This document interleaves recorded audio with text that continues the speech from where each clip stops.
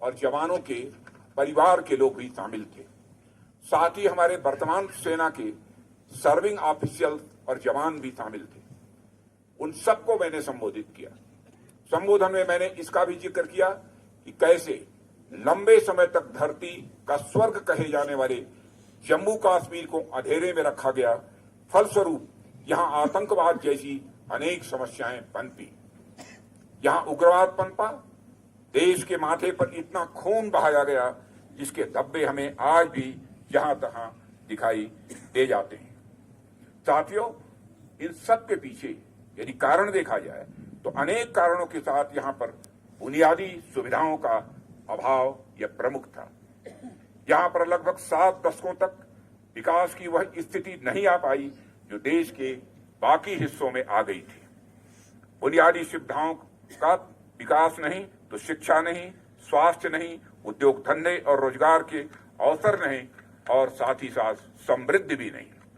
ऐसे में समाज की विभाजनकारी शक्तियों को प्रायः अवसर मिल जाया करता है और वे अपने मंसूबों में सफल हो जाया करते हैं।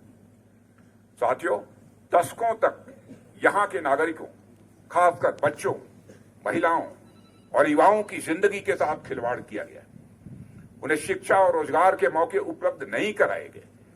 जिन हाथों में कलम और कंप्यूटर होने थे, उन हाथों में गोले, बंदूक और मोर्टार थमा दिए गए।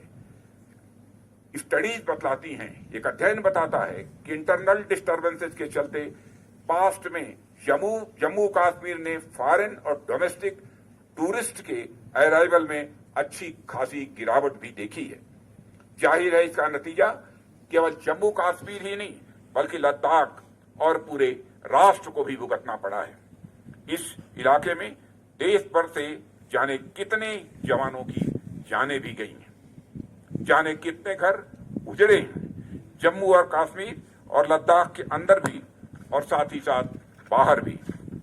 पर मुझे यह कहते हुए बेहद खुशी होती है कि देर आए दुरुस्त आए, देर से ही सही पर जम्मू कश्मीर में भी विकास की धारा अब बह निकली है।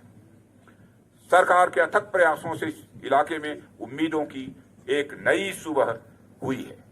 मुझे मालूम है कि प्रातःकाल में विकास का सूरज अभी धीरे धीरे चल रहा है, पर वह दिन दूर नहीं जब यह पूरा इलाका विकास की रोशनी से जगमगा उठेगा।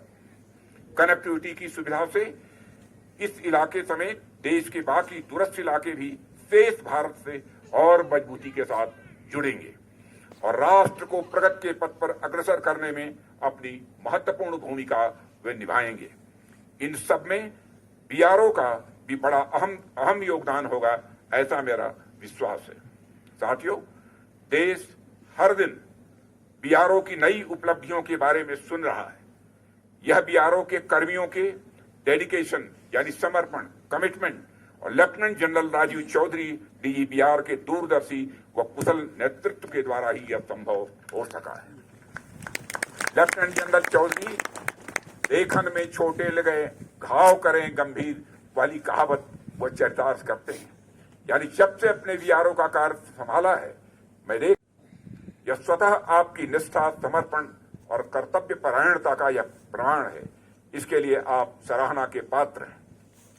मैं हमारी armed forces, department of defence और एमओडी को भी इन उपलब्धियों के लिए बधाई देता हूं।